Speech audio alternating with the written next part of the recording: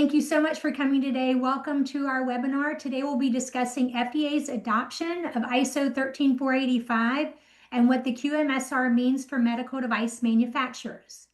I'm Gay Esser, the marketing manager here at RegDesk, and RegDesk is an AI-powered regulatory information management platform with built-in regulatory intelligence. Our platform allows RA teams to leverage AI so you can prepare, manage, and publish international submissions smarter and faster. And we would love to show you more about our product. So if you are interested in learning more about our RIM solution, please reach out to us and we'll be happy to talk further with you about that. We do truly appreciate you taking time out of your busy schedule to attend the webinar today. And the webinar will be 1 hour long, and we'll save the last 5 to 10 minutes to go over any questions and give answers to those questions during the webinar. And you can add those into the chat and the Q&A feature, and I'll pull all of those at the end and then share them with Danielle and Jody, and they'll be able to go over those with us. And then also as a side note, we will share the slide deck and the recording and any unanswered questions. So be sure to look out for that in the next couple of days. Now let me take a moment to introduce our experts. Today we have the privilege of having Danielle Metzger join us and present today. Danielle works for Network Partners Group and is a quality leader with over 25 years of experience across medical devices, pharmaceuticals, biotech, and SaaS-enabled sciences. Her expertise spans the full product life cycle, quality assurance, compliance, and GMP GCP operations. Skilled in CAPA audits and global regulatory frameworks, she is experienced in partnering with SaaS solution providers to drive compliance, data integrity, and sustainable quality improvements. And then we also will have Jody Granger, the Director of Regulatory Affairs from RegDesk, join us on the Q&A portion. And she brings over 37 years of experience in quality and regulatory roles within the medical device and IVD industry. And then she's also held leadership roles overseeing global regulatory teams and driving the development and execution of regulatory strategies for all classes of medical devices worldwide. So thank you both for coming today and joining us. Danielle, we're excited to hear what you have to say. And Jody, we always appreciate your expertise in answering some of the hard questions that people ask at the end. I'm going to go ahead and turn it over to you, Danielle, and let you go ahead and get started. Thank you, Gay. Thank you, Jody. Thank you, RegDesk, for having me today. Again, I am Danielle Metzger from Network Partners Group, and we're going to talk about the QMSR today. So thank you for joining us.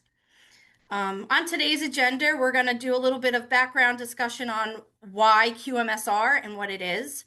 We're going to take a look at what the FDA's final rule includes. How can we align QMSR to ISO 13485? We're going to look at some key changes for the U.S. medical device manufacturers, take a look at considerations for implementation and transition planning. We have some practical steps you could take to prepare for a quality management system, and then our Q&A. So really, why are we talking about this? Why does this matter? Right? This is not just a routine update. This is one of the most significant changes the FDA has made to the medical device quality systems in decades. This new QMSR replaces the legacy quality system regulation, which is the 21 CFR Part 820, and it shifts the U.S. from being a prescriptive, like FDA-specific framework to one that aligns with the ISO 13485 from 2016. That means really that the focus is no longer just on checking boxes for compliance, but now we have to demonstrate that our quality system is effective, it's integrated, and it truly supports product quality and patient safety. Equally important, though, is that this change brings the U.S. into alignment with global standards. So for the first time, companies now can have more realistically operate under a single quality system that supports multiple markets. So that will help reduce duplication. It improves consistency across regions like EU, Canada, and Australia.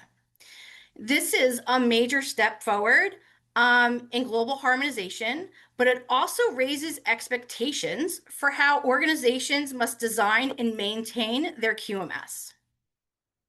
And then finally, this impacts all device manufacturers, regardless of size or market focus. So companies already aligned with ISO 1345 may need targeted updates, but those operating under the legacy QSR-based system will see a much larger transformation. The key takeaway is this really. This isn't just about compliance. It's an opportunity to modernize your quality system and strengthen your overall performance. Okay. So some key dates to keep in mind. The final rule was published on February 2nd, 2024, which gave the industry a 2-year transition period to prepare. Now that transition window has technically closed. As of February of 2026 this year, the QMSR is officially in effect, and the FDA is now operating under this new framework. So that means inspections are no longer based on the legacy QSR alone. They are being conducted with expectations that align with the ISO 1345 with specific FDA overlays. So most importantly, enforcement is already on the way. FDA investigators can and will assess your quality system against QMSR expectations today. There is no buffer period at this stage, so organizations must be able to demonstrate alignment, system effectiveness, and proper integration of risk-based processes. The key message now is not preparation, it's readiness and execution. So we're going to take a look at what the final rule for the QMSR includes. So let's take a step back and really ask, what is QMSR? So at its core, the Quality Management System Regulation, or QMSR, is the FDA's modernization of its device quality requirements. It replaces the legacy 21 CFR Part 820, the Quality System Regulation, with a new framework that is built around the ISO 13485. So the key shift is that the FDA is no longer maintaining a fully standalone set of detailed quality requirements. Instead, it's incorporated ISO 13485 by reference, meaning that standard now serves as the foundation for the compliance in the US.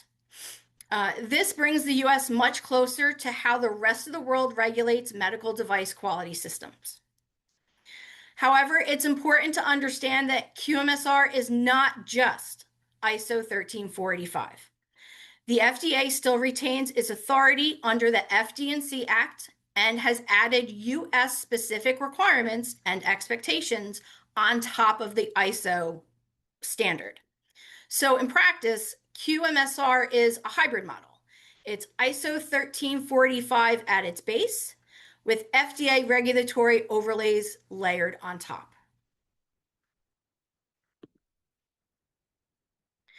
So what does the core concept of the QMSR look like?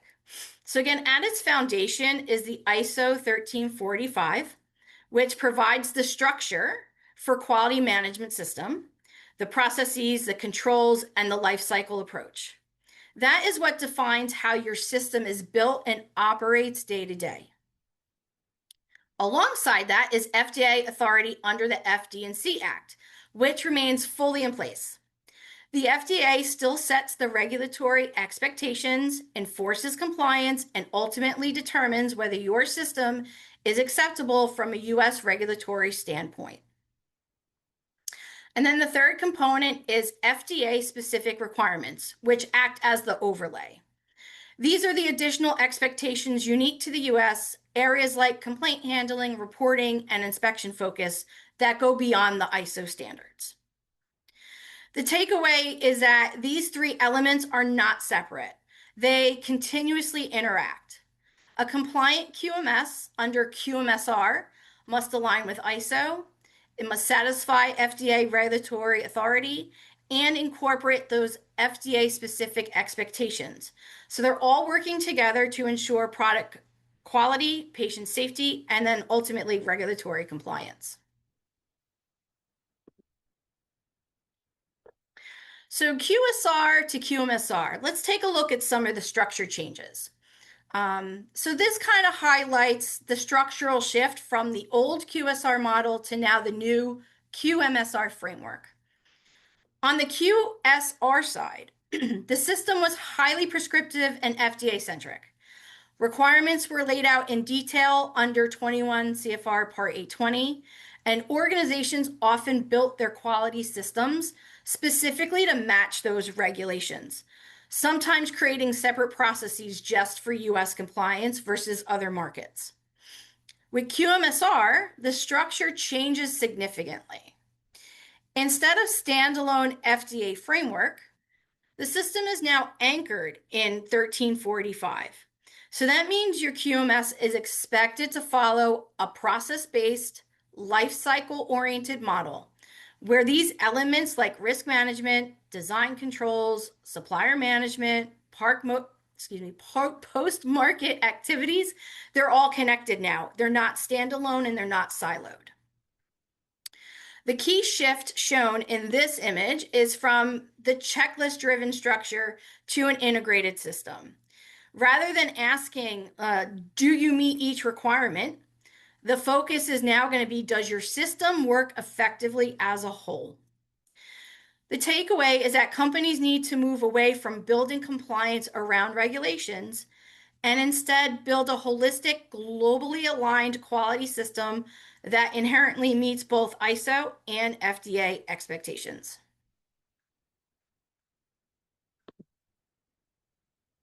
So what did the FDA keep in the QMSR? While the QMSR aligns with ISO, it's important to understand that the FDA did not step away from its core regulatory controls. Okay. First, the FDA continues to enforce requirements under the FD&C Act. That means the agency still has full authority over compliance, inspections, and enforcement actions. QMSR changes the framework, but not the FDA's role. Secondly, key regulatory elements like records, inspections, enforcement mechanisms, they remain unchanged. Investigators still expect clear, complete documentation, and they will continue to assess your system through inspections, now with a stronger focus on effectiveness. And third, critical areas such as complaint handling, medical device reporting, and corrections and removals are still very much in place. These are not replaced by ISO. They are retained and emphasized as part of FDA oversight.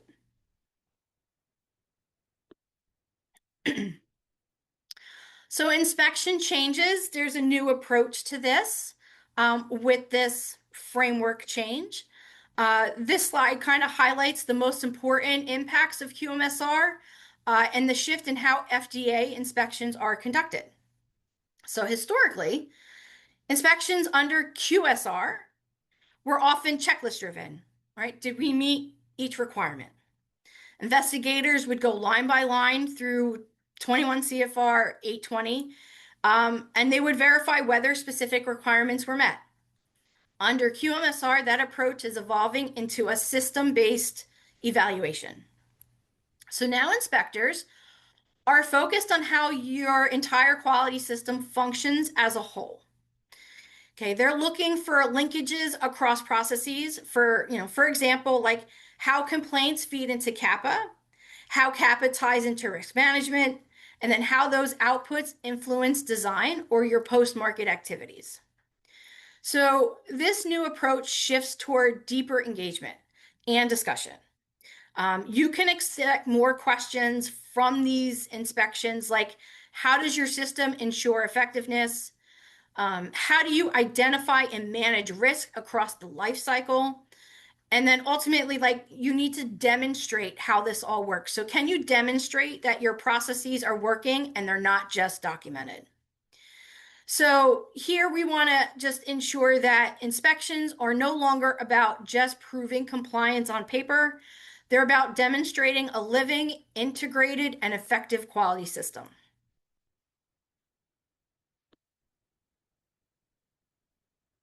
And then expanded FDA access.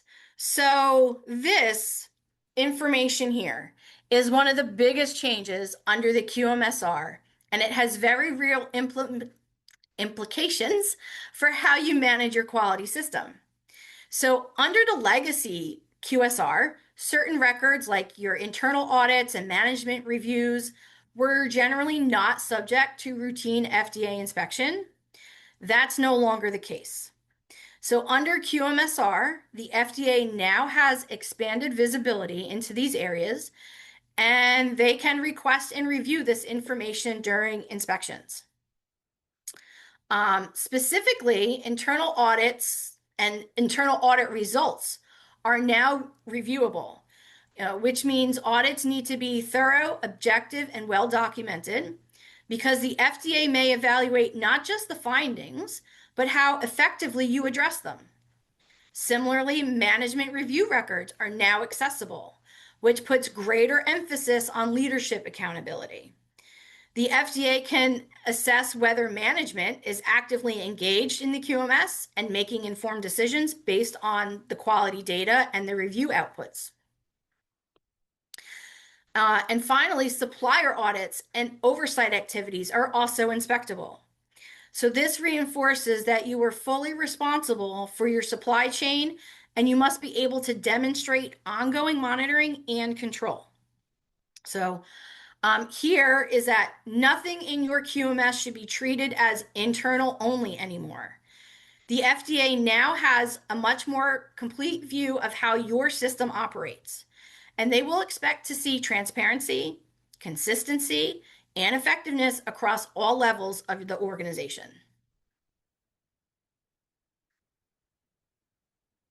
So now that we kind of know what's changing, what they've kept, and what is a bit different, let's take a look at how the QSR is now aligning with ISO to make the QMSR. So QMSR truly matters from a business and quality perspective, not just because of regulatory compliance. First, the QMSR elevates the focus on risk management and system effectiveness. It's no longer enough to just have procedures in place. You need to show that your processes are actively identifying, managing, and reducing risk throughout the product lifecycle. And then this directly ties to be better product quality and patient safety. And then second, it increases the regulatory confidence. So if you have a well-aligned QMSR system and you demonstrate that to the FDA and other global regulators, that shows your organization operates with a mature, consistent, and globally aligned quality framework. And then that can translate into smoother inspections and stronger regulatory relationships. And then finally, this is a major organizational opportunity, right? The QMSR gives companies the chance to now streamline their quality systems, help eliminate duplication, and align globally under ISO 1345. When this is implemented well, it doesn't just improve compliance, it drives efficiency, consistency, and long-term performance, right? So the takeaway here really is that the QMSR is not just the regulatory requirement. It's a strategic enabler to have a stronger quality system, which would then help the organization have better business outcomes.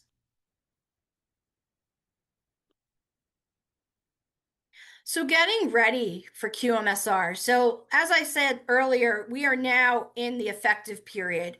The transition period has occurred, but I know there's still organizations out there that are still getting ready for QMSR. They're still implementing parts of QMSR and probably getting ready for, your first inspection.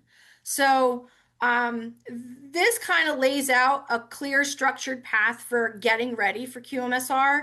And the key message is that preparation needs to be intentional and phased, not reactive. Really. So it starts really with understanding where you stand today, right? So organizations need to assess their current QMS against the ISO 1345 and the QMSR expectations to identify gaps, right? So from there, you're going to move into planning, defining what needs to change, prioritizing based on risk, and then building a realistic transition roadmap for the organization. The next steps kind of focus on the execution part. So this includes like updating your documentation, aligning your processes, integrating risk management more fully across the system. At the same time, though, it's crucial to train the organization, not just quality teams, but cross-functional groups and leadership, because QMSR impacts how the entire system operates.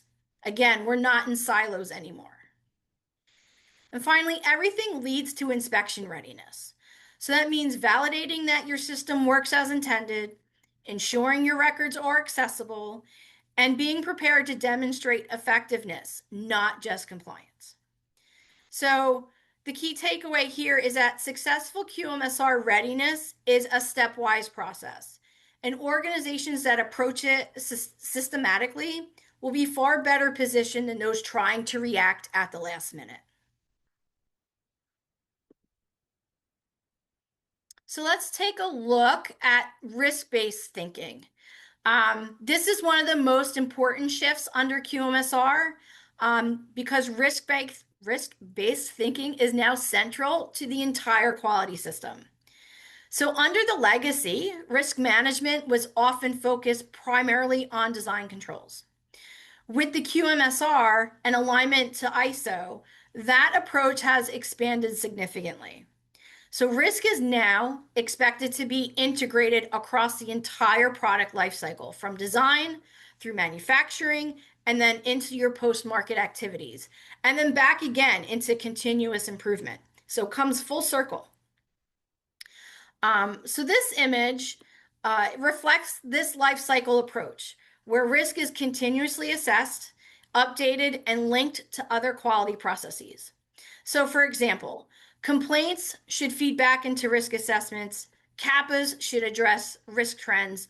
Your post-market data should continuously refine your understanding of product risk. There's also a strong expectation for alignment with ISO 14971, which is the ISO standard for risk management, which defines best practices for medical device. This means your risk processes need to be systemic, documented, and actively used to drive decision making. So the key takeaway really here is that risk management is no longer just that standalone activity. It really is the backbone of QMS.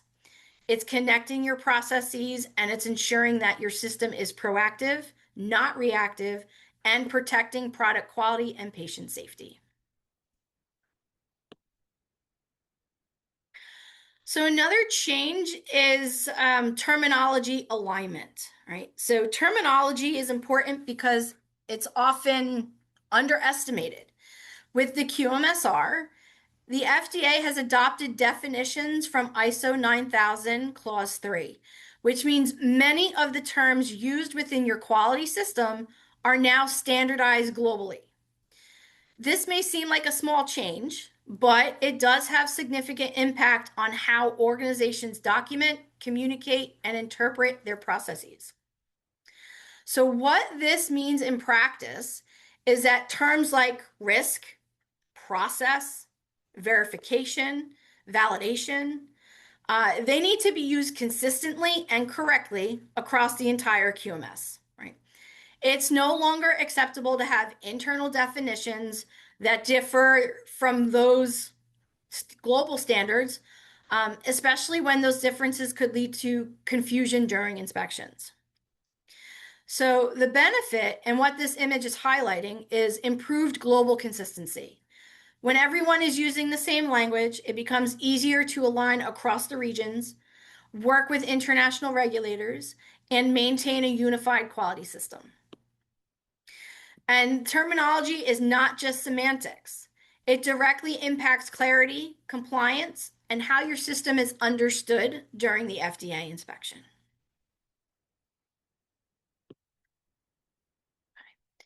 What ISO certification means. So prior to QMSR, people could elect to get ISO certifications, and that is still true. Even though QMSR is built on ISO 1345, the FDA does not require companies to be formally certified to the standard. You can be fully compliant with QMSR without holding an ISO certificate. However, and this is the critical point reflected here, is that FDA expectations are now aligned with ISO requirements. So while certification itself is optional, your quality system must still operate as if it meets ISO 1345, right? In other words, the FDA will evaluate your system against those principles during inspections.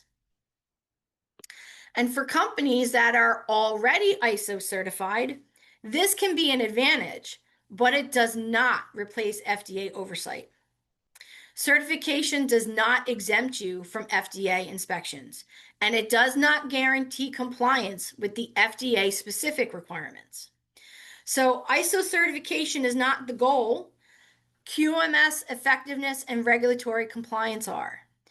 Certification can support that, but it's your system's performance and alignment with both the ISO and FDA expectations that ultimately matter.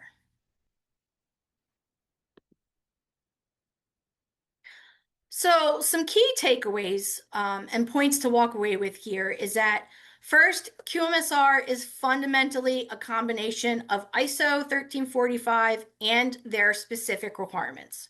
Okay. It's not one or the other. You need a system that satisfies both. ISO provides the structure, but FDA expectations and enforcement are still fully in place. And then secondly, again, we are now past the effective date, which was February 2nd, 2026. So this is no longer about planning for the future. Organizations are expected to be operating under QMSR today and be able to demonstrate compliance during inspections. There has been a major shift in how inspections are being conducted. The FDA is focusing on system effectiveness, integration, and risk management across the life cycle, not just checking procedural boxes anymore. And this is a significant opportunity for global alignment. So companies can streamline their quality systems. This can help reduce duplication and help operate more effectively and efficiently across multiple markets. So again, the QMSR is both regulatory and a strategic opportunity, and how organizations respond to it will really directly impact their compliance posture and overall performance.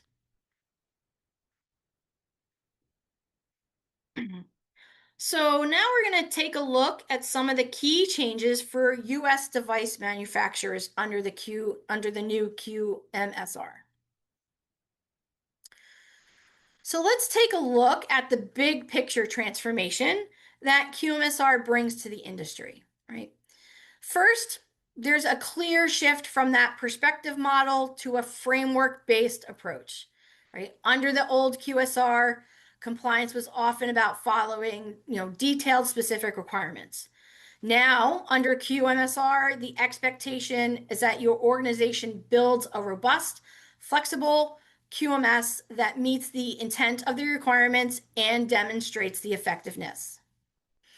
Second, this change enables true global harmonization. Right? So by aligning with ISO, companies can operate under a more unified quality system across multiple regions, reducing redundancy and improving consistency. And this is a major opportunity to simplify how quality is managed globally.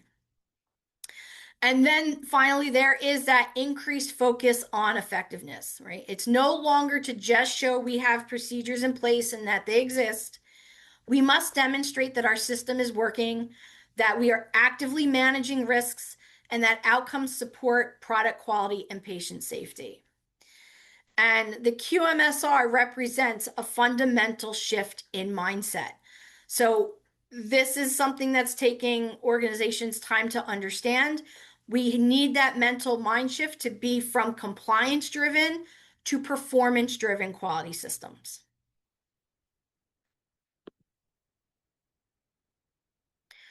So what is changing from the QSR to the ISO model? So on the QSR side, the system was largely rule-based and very prescriptive. Organizations focused on just meeting regulatory requirements that were outlined in the CFR. They often built their processes to satisfy these individual sections rather than being part of a fully integrated system. Now, moving to the ISO model, the approach becomes process driven and performance focused, right? So ISO emphasizes how processes interact across the life cycle, from design to production to post market to continuous improvement. Risk management now needs to be integrated throughout. And then this kind of depicts the journey or progression, moving from compliance focused mindset to that more holistic, outcome driven system. It's not just about meeting requirements anymore. It's about, again, demonstrating that your QMS can consistently deliver quality products and manage risks effectively. Organizations really need to evolve from building systems for compliance to building systems for performance, integration, and global alignment. So the next few slides, we're going to just look at a couple of different sections and areas that have been changing.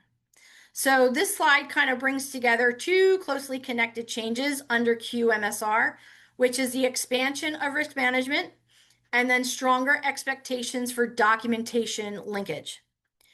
So starting on the left with risk management, really this is no longer limited to just design controls.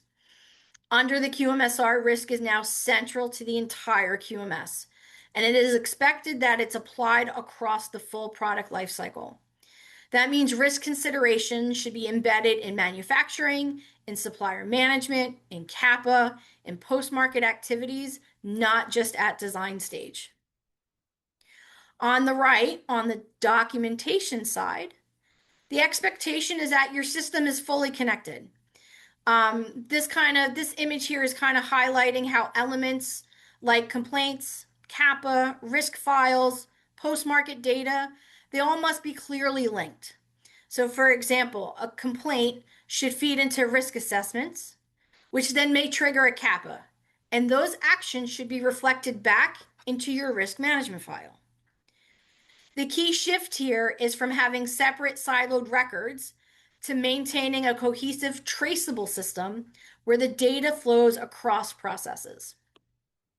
So the FDA will be looking not just at your individual documents, but how well your system demonstrates that integration, how that traceability works, and how it's effective use, how you're effectively using risk to drive decisions.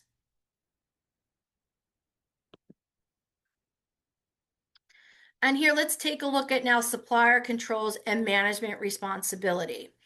So these are two areas where expectations are clearly elevated under QMSR. So starting with the supplier controls, there is a stronger expectation that the organizations maintain robust oversight over or of their suppliers. Okay, it's no longer enough to qualify a supplier once and move on, or just to do your biannual audits. You need to demonstrate ongoing monitoring, performance evaluation, and risk-based control. This includes having objective evidence, such as your supplier audits, having performance metrics, and then documenting follow-up actions with your vendors and suppliers. On the management side, there is a clear increase in accountability and visibility. So management is expected to be actively engaged in the QMS through meaningful management reviews, using data to make decisions and drive improvements. And the FDA can now review these records. So it's critical that they reflect real oversight, not just a routine exercise. So this slide really emphasizes that both areas are about ownership and accountability, right? Suppliers must be controlled as an extension of your QMS, And leadership must then demonstrate that quality is a priority at the highest level. So the FDA will be looking for evidence that your organization is not just managing processes, but actively owning quality across supply chain and the leadership structure. So let's take a look at the inspection readiness shift. So inspection readiness itself has fundamentally changed under QMSR. In the past, readiness often meant being prepared for a checklist style audit, making sure procedures are in place, documents were completed, responses are aligned with the regulatory requirements. Under QMSR, that approach is no longer sufficient. Now the focus is on system evaluation rather than checklist verification. Inspectors are looking at how your processes are working together, how information flows across your system, and whether your QMS is actually effective in managing quality and risk.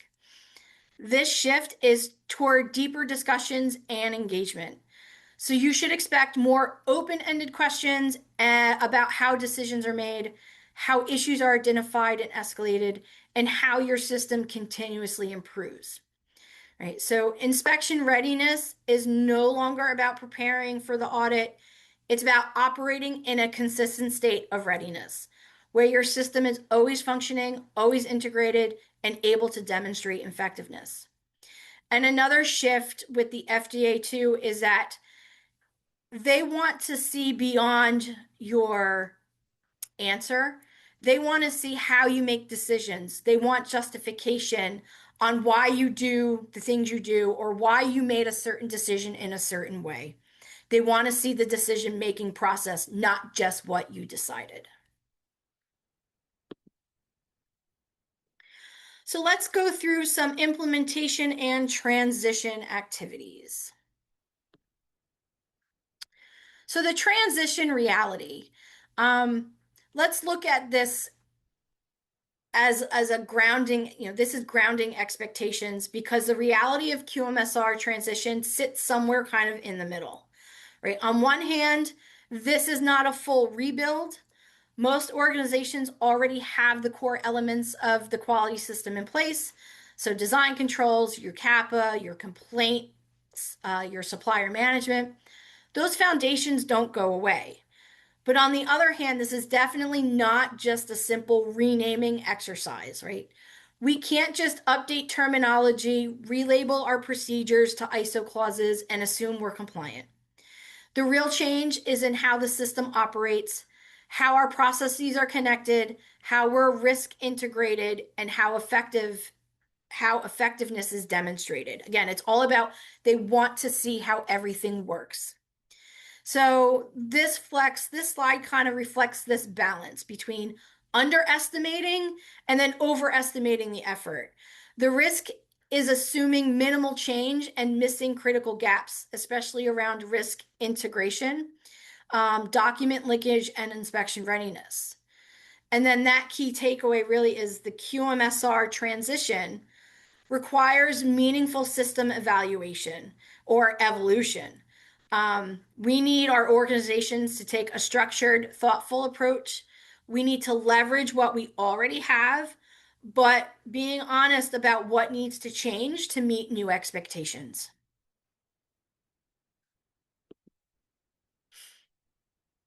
So who's most impacted and how do we start? So not all organizations will feel the impact of QMSR equally. The greatest impact will tend to fall on those manufacturers or companies without ISO 1345 certification or are not meeting ISO to date. And those operating primarily under just the legacy QSR based systems, they're going to feel it a little harsher. These organizations are more likely to have gaps. They will, particularly in areas like the risk integration, process linkage, and alignment to ISO structure. So for companies that are already aligned with ISO, the effort is then now more about fine-tuning and ensuring FDA-specific expectations are fully addressed. So, but for others, this represents a more substantial shift. requiring both structural updates and changes in how the quality system actually functions day to day. So the most effective way to begin is with a gap assessment, meaning comparing your current QMS against ISO 13485 and the QMSR overlays to clearly identify where you meet the expectations and then where your gaps exist. Ultimately, understanding your starting point allows you to prioritize your efforts, help focus on higher risk areas, and build a practical transition plan. So again, we don't want to be super reactive here, but we need to get a plan in place and start working towards that plan to shift into the QMSR. So there will be some key transition risks.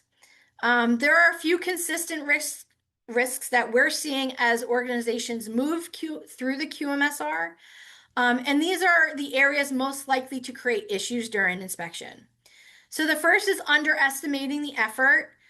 Because many elements of QMS already exist, it's easy to assume that this is just a light update. In reality, the biggest gaps tend to be in integration, risk application, and then demonstrating effectiveness, which require more than just simple procedural changes. The second is documentation misalignment. Updating procedures without ensuring consistency across the system, especially between SOPs, between your risk files, CAPAs, and your records, that can create disconnects. They're very visible during inspections. Another major risk is training gaps. So, if teams don't understand the shift to a risk-based integrated system, processes may technically exist, but won't be applied correctly or consistently. And finally, as inspection readiness. Organizations that haven't adjusted to the new inspection approach may struggle to explain how their system works, how processes connect, how effectiveness is demonstrated.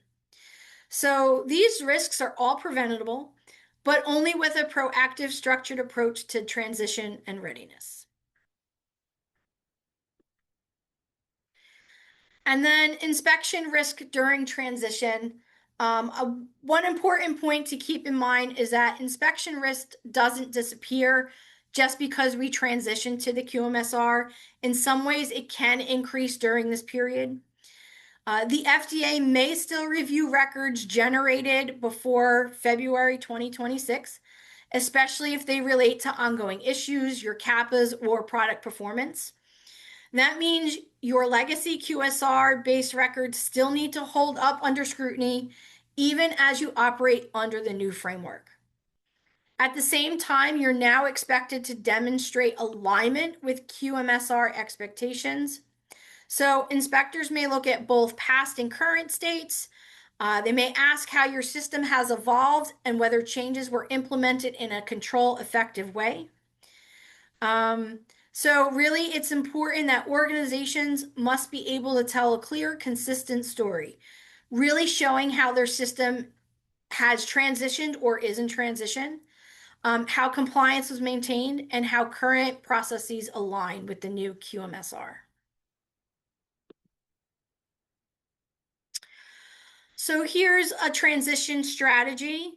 Think of the transition as a bridge from your current state to a fully aligned QMSR system.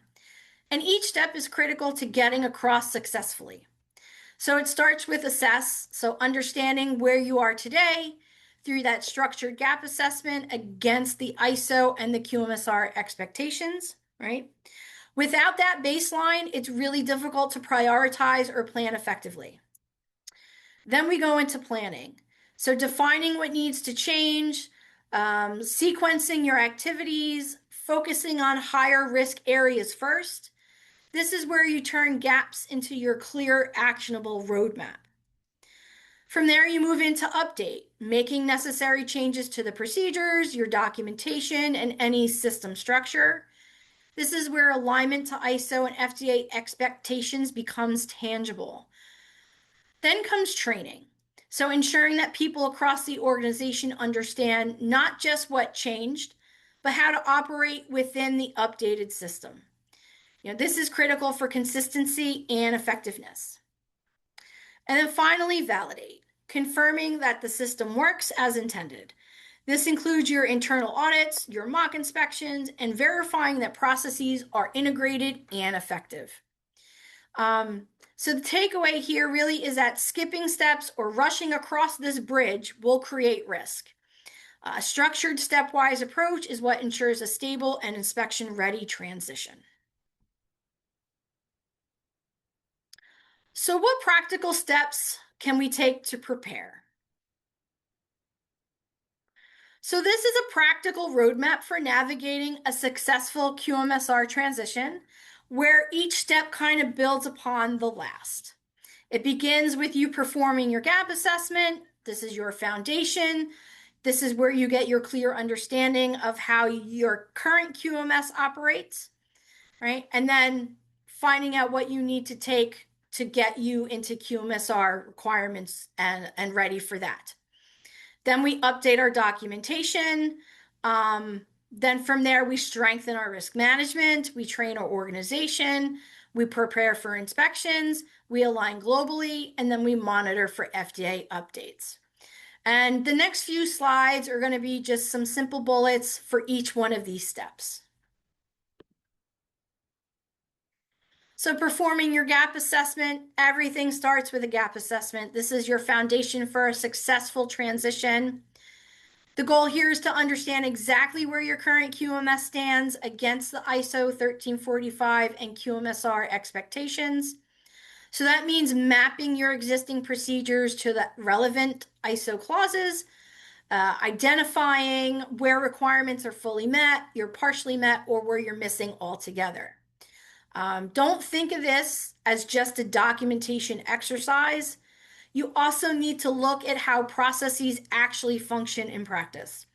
Are they consistently followed? Are they effective? Are they integrated with other parts of the system?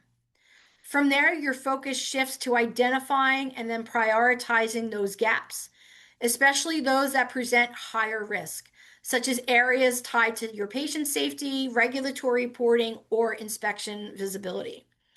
The takeaway is that a strong gap assessment gives you clarity and direction, and it allows you to move forward with that focused risk-based plan rather than just making broad or unnecessary changes when you're in that reactive mode. So step 2 is update your documentation. All right, once you have your gaps identified, the next step is then updating your documents to reflect these new QMSR expectations. This includes core elements like all of your SOPs, your quality manuals, your templates, your risk management files, all that documentation that you would use. It's important to approach this as a system level update, not just a series of isolated document changes. Procedures should be consistent with each other. Terminology should be standardized. Your linkages between processes should be there, and be able to demonstrate how the system operates holistically. Your step 3 is then strengthen your risk management. So this is where many organizations need to make the most meaningful improvements. So strengthening risk management is applied across the system. The key expectation is that risk is actively connected to other quality processes. So for example, your complaint data, again, should inform your risk assessments. CAPAs should identify or address your identified risks. And then you make updates to your risk files. So risk management should function as a central thread throughout your QMS, which then will ensure that your issues are identified early, you are addressing things effectively, and you are continuously monitoring your product quality and patient safety. Then train your organization. So training needs to go beyond just the quality team. It should include quality and regulatory, engineering, leadership, all your functional areas, because QMSR impacts how decisions are made, how processes are executed, how risk is managed across the functions. The focus isn't just on what changed, It's on how to operate within the new system. So your teams need to understand how processes are now connected, how risk flows through the life cycle, and what inspectors will expect during these discussions. Step 5 is prepare for inspections. So again, at this stage, the focus shifts to proving that your system works in practice, not just on paper. Preparation starts with having mock audit, internal audits, mock audits that reflect the new inspection style. These shouldn't be a checklist exercise anymore. They should simulate real FDA interactions with open-ended questions and focus on how processes connect and perform. And then we will align globally. So one of the biggest advantages of QMSR, again, is the opportunity to now align our quality systems globally. With the ISO now forming the foundation, organizations can move toward a single unified QMS that supports multiple markets rather than maintaining separate systems or having duplicated processes for different regions. This image kind of reflects the idea of global connection and integration, bringing different regions and regulatory expectations together under one cohesive framework. It's not just about compliance anymore. It's an opportunity to streamline our operations, reduce duplications, and then create efficiency, scalable quality systems that support global growth. And then lastly, we want to monitor FDA updates. Right? So even though QMSR is now in effect, expectations will continue to evolve. So staying informed is really essential. So this means we're actively monitoring FDA guidance documents, which will provide more clarity on how the agency interprets and applies QMSR in practice. These updates can directly impact how your system is evaluated during inspections. It's also important to note to pay attention to inspection trends. As more companies are inspected under QMSR, patterns will emerge. What investigators are focusing on can change, where common gaps are being identified, and how expectations are being applied in real-world scenarios. So keeping an eye on enforcement will help understand where the FDA is placing the most attention, whether that's risk management, supplier controls, or process linkage. It's really, we need to understand that compliance under QMSR is not static. It requires ongoing attention, adaptation, and alignment with FDA's evolving expectations. And then we're just going to go through a couple of slides to wrap up what we discussed today. So a few key takeaways. As we wrap up, there are a few critical points to carry forward.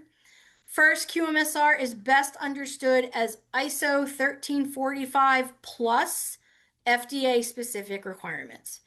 You need a system that meets both ISO, which provides the structure, but FDA expectations and enforcement remain fully in place.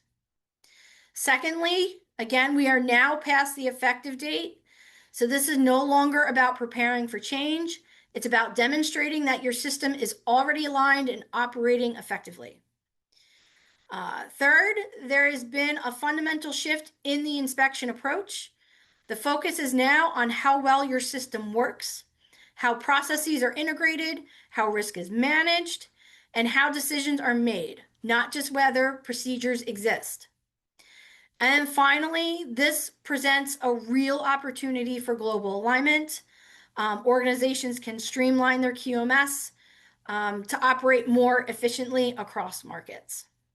So QMSR is both a compliance requirement and a strategic opportunity. Okay. Some common mistakes to avoid. There are a few common pitfalls that can significantly impact how smooth or how difficult your QMSR transition is. One of the biggest is treating QMSR as a minor update. Simply revising procedures or mapping to your ISO clauses without really addressing how the system actually functions will leave gaps, especially around your integration and effectiveness. Another is ignoring risk integration.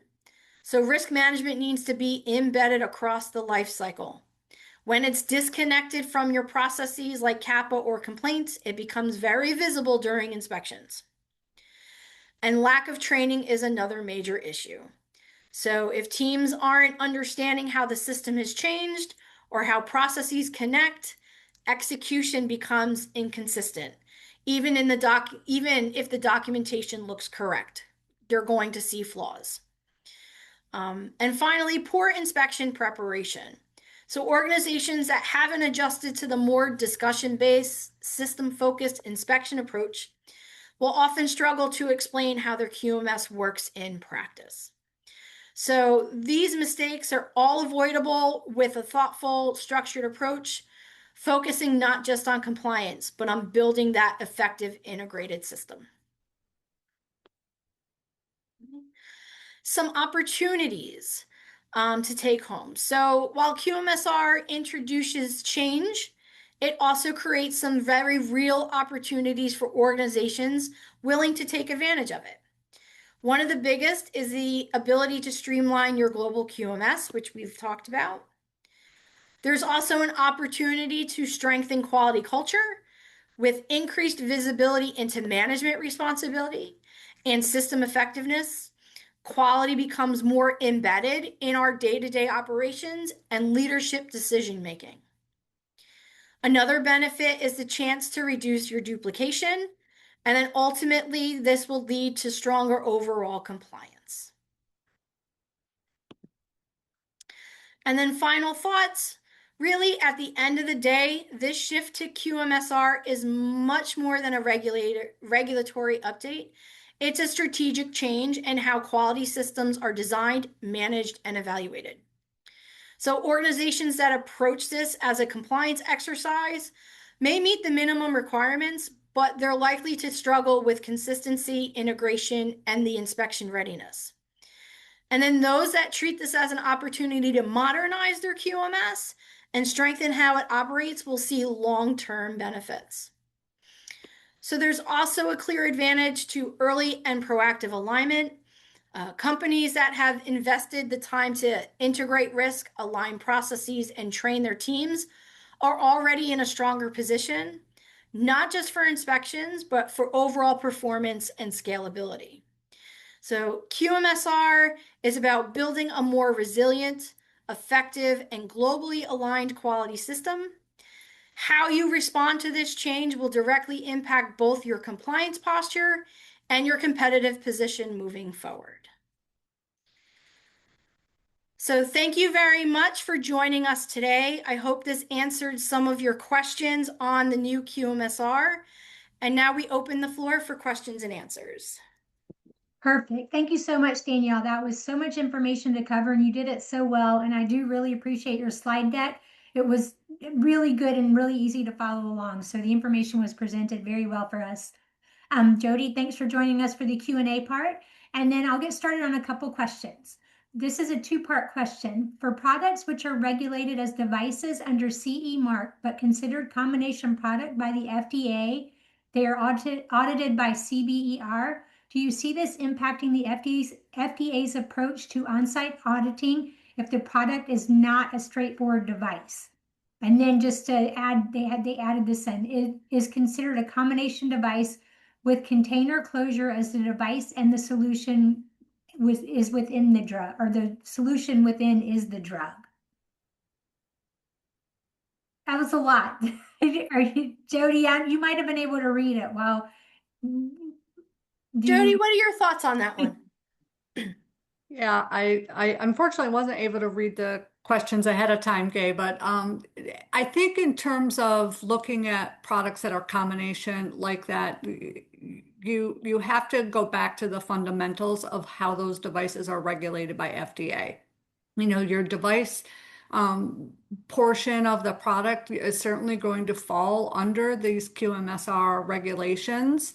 And the safety and efficacy of your product, whether that is a drug, a device, a combination product, it's well detailed of what things you are going to have to be compliant with. I think, the biggest risk I see in terms of FDA oversight with this new QMSR is they've got eyes on some added elements of your quality management system that they did not have previously.